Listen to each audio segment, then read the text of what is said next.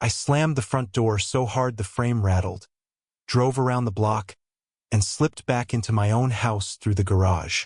20 minutes later, I was crouched in the dark of our guest room listening to my husband's voice crackle through a baby monitor, telling another woman he couldn't keep pretending anymore.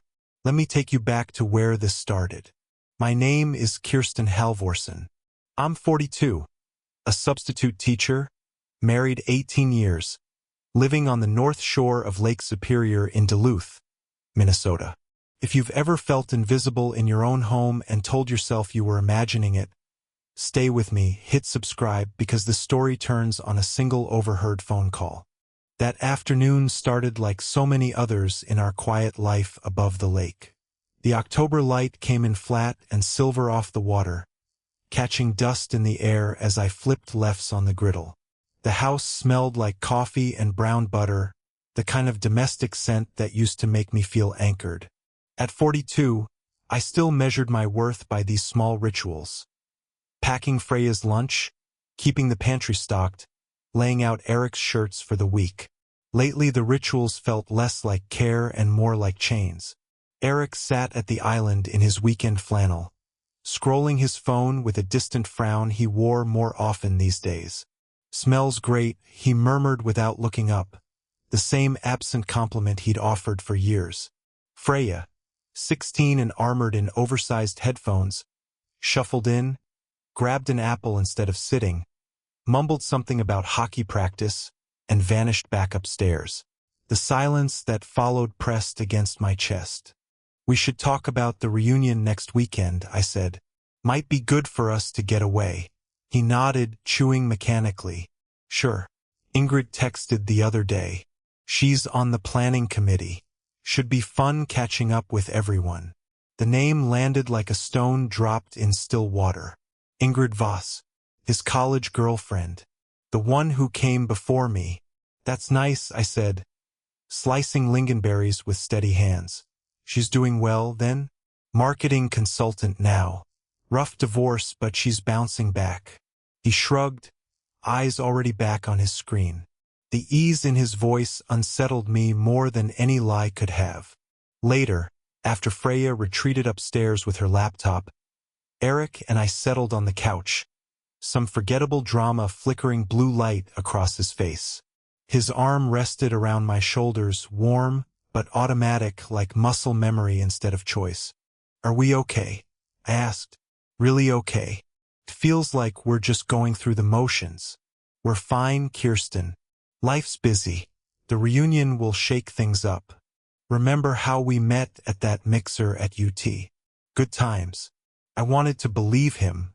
That night, lying awake listening to his steady breathing, I thought about my friend Britt's warning over coffee that same week. Don't ignore the quiet cracks, Kirsten. They widen fast. I'd laughed it off then. In the dark, it echoed differently. The days blurred into a familiar rhythm. Mornings rushing Freya out the door. Afternoons substitute teaching at the high school. Evenings watching Eric come home later and later with plausible stories about deadlines. I filled the gaps with grocery runs and laundry and quiet moments on the back porch, watching the birches go gold, pulling my sweater tighter against the lake wind. One afternoon, raking leaves in the yard, I caught him on the phone through the cracked window. His laugh was light, almost boyish. Yeah, I remember that night too. Crazy how time flies. He hung up fast when he saw me, slipped the phone into his pocket with a practiced smile. Work stuff, he said, taking the rake from my hands. Let me help. His hands were calloused and familiar, but the touch felt rehearsed. That night, rain against the windows, I lay awake again. The baby monitor sat on the dresser, its green light glowing. The one we'd kept charged for Freya's anxious nights as a little girl. I had no idea how soon I'd need it for something far worse. By the time the reunion weekend arrived, the cracks had spread. Eric hummed in the shower, chose his shirt with unusual care. I told myself it was harmless nostalgia. But zipping up the deep green dress that still fit after all these years, the woman in the mirror looked tired but determined. I deserved more than motions. The ballroom at the Alumni Center buzzed with forced laughter, the warm Texas evening pressing in through open doors. Such a strange contrast to the lake wind we'd left behind. String lights, chicken skewers, clusters of professionals trading stories about promotions and college-bound kids. Then Ingrid walked in. Dark hair in loose waves, a tailored blazer, the confidence of someone who'd rebuilt after loss. When her eyes landed on Eric, her whole face lit up. "Eric Halvorsen," she called, cutting through the noise. "You haven't aged a day." They hugged a beat too long. I extended my hand. "Kirsten, nice to finally meet you properly." "Kirsten, of course," she said, grip warm and firm. "Eric's mentioned you over the years. You two always seem so solid. It's inspiring, really." Kind words, but her eyes held something deeper. Nostalgia mixed with quiet curiosity. The rest of the evening blurred into small talk while Eric and Ingrid drifted toward the bar with old friends. I watched from across the room as they leaned in close, heads tilted. His laugh carried over the music, genuine, unguarded. It had been months since I'd heard that sound directed at me. Back in Duluth, the house silent except for the refrigerator's hum, Eric pulled me close in the hallway, kissed me in a way that felt borrowed. I responded, but my mind replayed Ingrid's hand on his arm. That night, sleep evaded me. The baby monitor sat on the dresser, its green light steady, a relic from a different chapter of our life. Soon it would become something else entirely. The following weeks became a careful dance. Eric's work dinners stretched later. Texts buzzed during family meals. A client in a different time zone, he'd say, silencing them fast. One evening, while I chopped vegetables for dinner, he stepped outside to take a call. Through the window, I saw the corners of his mouth lift into that private smile I once thought was reserved for me. Freya noticed too. "Dad's been weird," she said over breakfast one gray morning, pushing cereal around her bowl. "Always on his phone. You guys fighting or something?" "Just work stress, honey," I said, pouring her juice. I hated lying to her. Britt became my anchor over coffee at our usual place downtown. It's the little things I told her. Deleted texts. That cologne mixed with something floral on his collar. He lights up talking about her. But with me it's all logistics. "Trust your gut, Kirsten," Britt said, gripping my hand across the table. Little inconsistencies add up. What I didn't know yet, what I wouldn't learn for weeks, was that Britt had her own reason to feel unsettled the moment I first said Ingrid's name. She didn't say anything that first coffee. It wasn't until our third or fourth conversation about it, weeks later, over a second round of lattes going cold between us, that I noticed her go quiet in a way that wasn't like her. "Say her name again," Britt said suddenly, setting down her mug. "Ingrid. Ingrid Voss." Britt's eyes drifted somewhere over my shoulder, doing math I couldn't see. "Voss," she repeated. "That's not a super common name up here." She pulled out her phone, thumb hovering over her contacts, then stopped herself. "I need to check something. Give me a night." She called the next morning before I'd even finished my coffee. Her voice tight in a way I'd never heard from her. "Kirsten, I need to tell you something, and I need you to not hate me for not connecting it sooner." "Britt, you're scaring me." Ingrid Voss is Dave's sister. I sat down hard on the kitchen stool. Dave, Britt's ex-husband, the one she'd spent 6 brutal months divorcing 3 years earlier, the one whose family gatherings she still occasionally got dragged to for their kids' sake. "You're Dave? That Dave?" I babysat her, Kirsten. She was 15 when I started dating him. I used to drive her to volleyball practice. Britt's voice cracked slightly. I didn't put it together because I haven't heard anyone say her married name in years, and honestly I try very hard not to think about that whole side of the family at all. But I saw a photo. Dave still has her tagged in something from a work event last spring. It's her.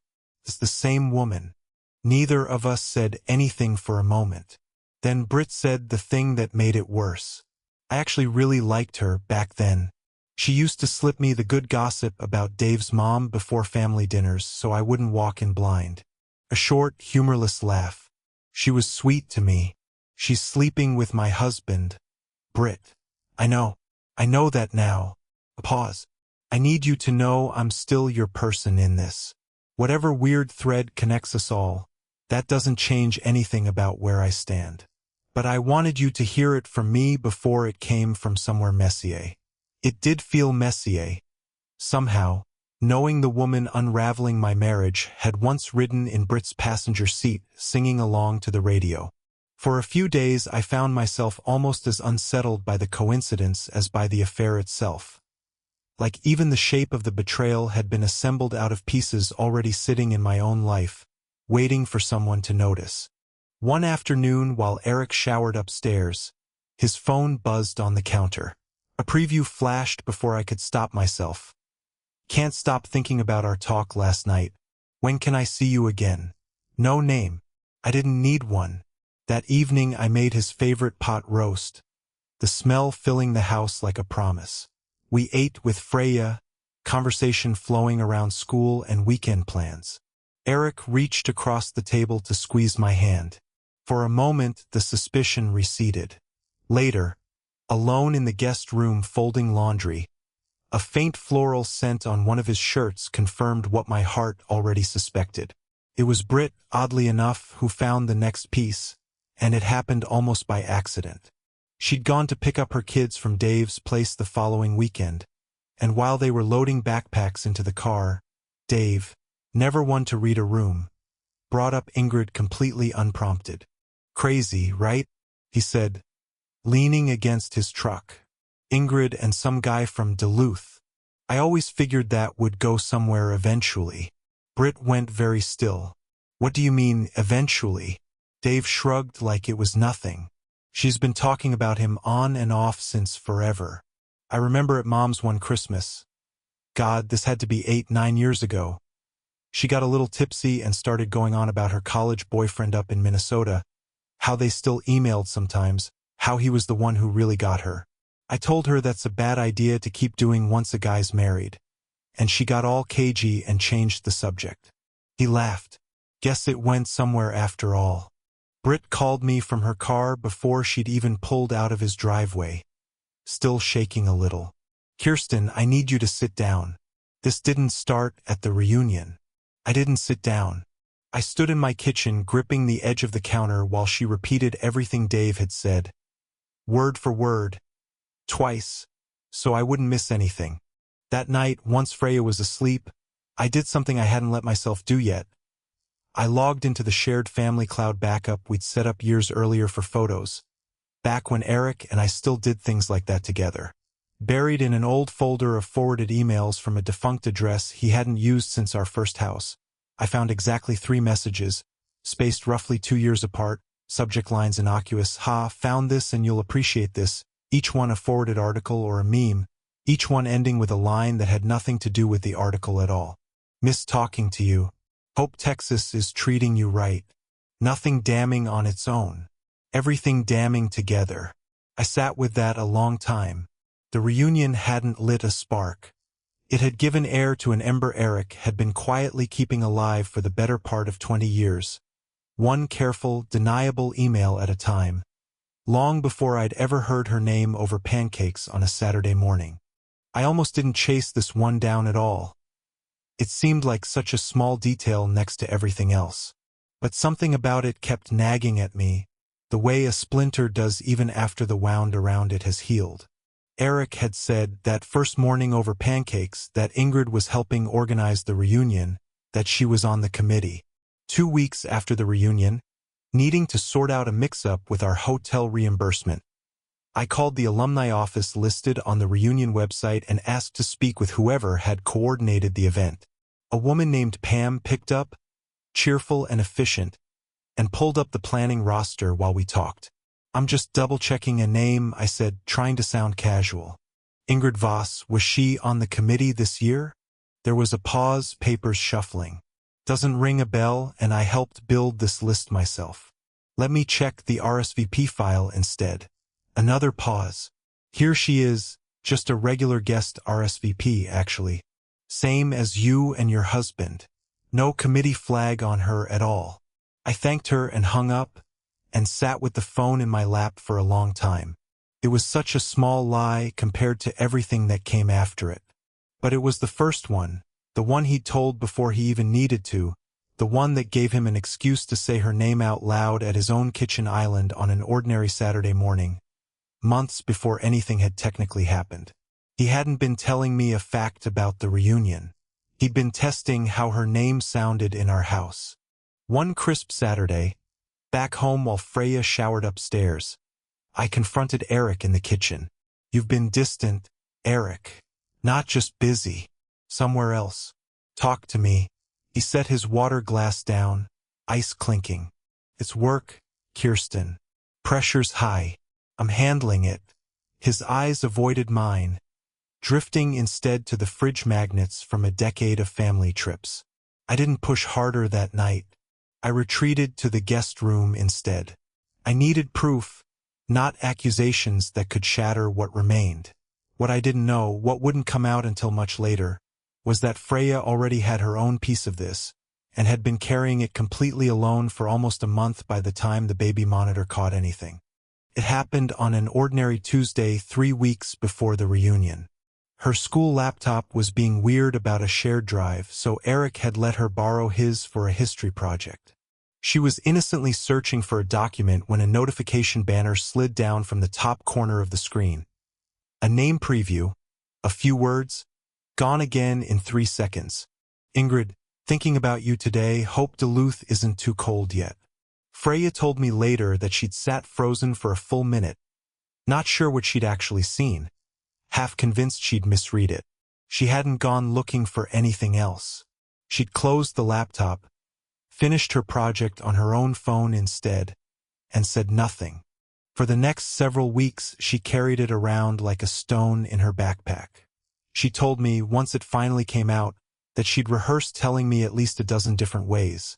In the car, over dinner, during one of our folding laundry evenings, and talked herself out of it every single time. What if it was nothing, she said. What if I broke everything over one text that meant nothing? What if you guys got divorced because of me? Instead, she did what 16-year-olds do with things too big to hold. She got quieter. She stopped coming down for breakfast some mornings. She kept her door closed longer, her music louder, and let me believe, because it was easier for both of us, that it was ordinary teenage weather. It wasn't until almost 3 weeks after the confrontation, one evening while we were doing dishes together, that it finally spilled out of her all at once, faster than she seemed to want it to. I saw something on Dad's laptop before the reunion, she said, not looking up from the plate she was drying. A message. From her. I didn't tell you because I didn't want to be the one who blew everything up. I thought maybe if I just didn't say anything, it would go away on its own.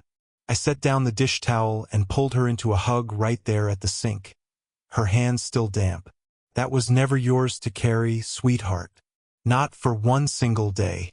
You were 16, and you were trying to protect all 3 of us at once. That's not something a kid should have had to figure out how to do. She cried harder than I expected, the kind of crying that comes from finally putting something down after holding it too long. I'm still mad I didn't say anything, she said into my shoulder. Be mad at him, I told her. Not at yourself. No 16-year-old should have to carry that.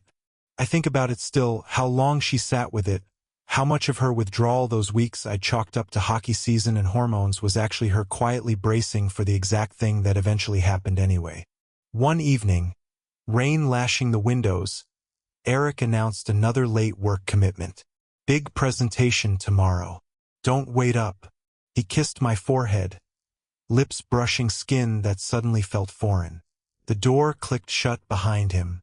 I sat in the darkened living room, the baby monitor receiver in my lap, its weight strangely reassuring.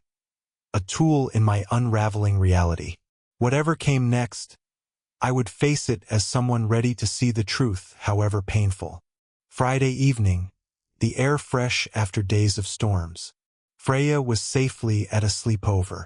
Eric came home earlier than usual, loosening his tie with a tired sigh that carried office coffee and something sharper. Anticipation, maybe. We ate mostly in silence. I set my glass down with a deliberate clink. I've been feeling invisible lately, Eric. Like we're roommates sharing a schedule instead of partners. Talk to me, please. Kirsten, not tonight. It's been a long week. Handling what exactly? Because it doesn't feel like us anymore. My voice rose, controlled but edged. If you won't talk, maybe I need some air. Don't follow me. I grabbed my coat, slammed the front door hard enough to rattle the frame, circled the block, and slipped back through the unlocked garage. My heart pounded as I crept upstairs to the guest room, leaving the door ajar. The baby monitor transmitter sat in the living room, where I'd left it under the pretense of testing it for Freya. I switched on the receiver, volume low, and waited in the shadows. His footsteps crossed the living room floor, the familiar creak of the third board giving him away. The monitor crackled to life. "Hey, it's me," Eric said, voice low and intimate in a way that twisted something deep inside me. She stormed out, finally gave me some breathing room. "Yeah, Ingrid, I can't keep doing this dance. Kirsten's been checked out for years. Always the mom, the schedule keeper, never really seeing me anymore." I pressed a hand to my mouth. His words flowed easily. "Practiced, almost. Last night with you," he went on. "Reminded me what it feels like to be wanted. Not needed for carpool or mortgage payments. We could make this real. Freya's old enough to understand eventually. She's practically grown." Ingrid's voice came through faintly on speaker, warm and assured.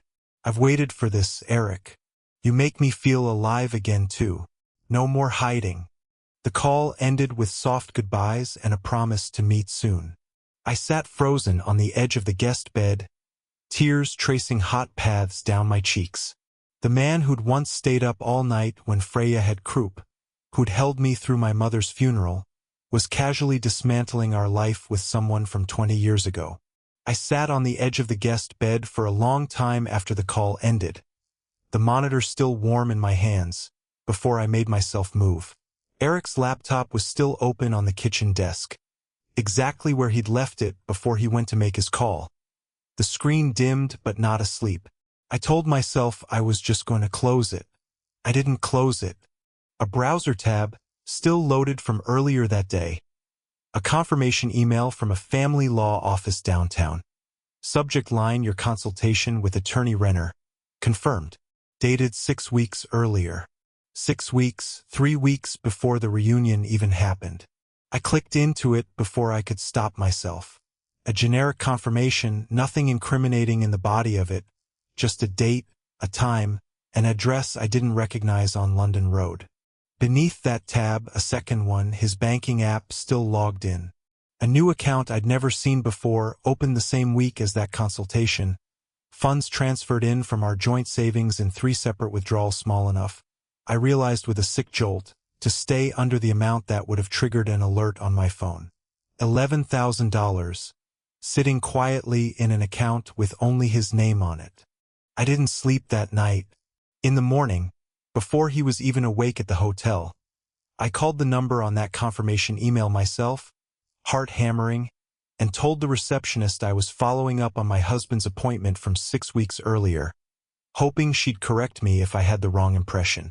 She didn't correct me. She simply asked if I wanted to reschedule his follow-up, since he'd mentioned wanting to revisit the timeline once things settled down after the fall. I hung up without answering. This hadn't started at the reunion. The reunion was just the moment he'd finally stopped hiding it from himself, and by then it turned out he'd already been quietly building the exit for over a month, filing away money and paperwork the same careful way he used to file away compliments about my pancakes, familiar on the surface and completely hollow underneath. I walked downstairs. Eric was on the couch, bottle in hand, staring at the TV without watching. He startled when I entered. "Kirsten, I thought you left." "I heard everything," I said, my voice calmer than I felt. "The baby monitor. Your call with Ingrid. The attorney. The account. All of it. He set the bottle down slowly, face draining of color. It's not. I didn't mean for it to go this far. It started at the reunion. She understood the pressure I'm under. You've been so focused on Freya and everything else. I felt invisible too. Invisible. I stepped closer. I carried this family while you chased whatever you thought you were missing. I was here, Eric. Every night, every appointment, every quiet moment, wondering where we went wrong. And apparently you'd already met with a lawyer and moved money into an account with just your name on it. That's not a man who felt invisible. That's a man with a plan. He reached for me. I stepped back. I love you, Kirsten. This was a mistake. Love doesn't look like planning your exit while you're still living in my house. My throat tightened, but I held his gaze. He left that night for a hotel. The door closed with a soft finality that reverberated through my chest. Telling Freya the next afternoon was harder than anything with Eric. She sat at the kitchen table, face paling as I explained the basics. Then, quietly, haltingly, she told me what she'd already known. About the laptop. About the message she hadn't understood but hadn't been able to forget. I didn't want to be the one who blew it up, she said again, crying now. That was never yours to carry, I told her, pulling her close. Not for one single day. The following weeks blurred into logistics, lawyers, schedules, dividing what 18 years had built. Ingrid, I learned through Britt's careful digging, pulled back once reality intruded. The fantasy couldn't survive custody schedules and real consequences. Eric's regret arrived in waves. Texts, flowers left on the porch, quiet apologies during handoffs. But trust once broken doesn't mend on a schedule someone else sets. I started therapy. The counselor's office smelled like chamomile and old books. Her voice was calm as she helped me unpack years of unspoken needs. I went back to teaching full-time. Freya and I cooked together most evenings, the kitchen filling with garlic and butter and, slowly, something like normal again. One clear weekend, we returned to the overlook above the lake where our family used to walk. Freya swung higher on the old playground set nearby, laughing. From the corner of my eye, I spotted Eric on a distant bench, watching quietly. Our eyes met. He gave a small, sad nod, then looked away. I didn't wave. Some chapters end not with fireworks, but with quiet acceptance. Here's what I want you to take from this. The baby monitor didn't just expose a betrayal. It forced me to confront the quiet ways I dimmed my own light, long before Eric ever picked up that phone. A marriage takes two people tending the fire. When one person stops, the embers cool, whether or not either of you says so out loud. I don't regret the years we shared. They shaped me, but I'm grateful for the strength that came after them. If you're sitting in something that feels distant or heavy right now, talk before the cracks become chasms. Honor your worth. Sometimes the hardest door you close is the one that finally lets you see the path forward. If this story landed with you, tell me in the comments where you're watching from. And if you want more stories like mine, there's a link waiting in the description.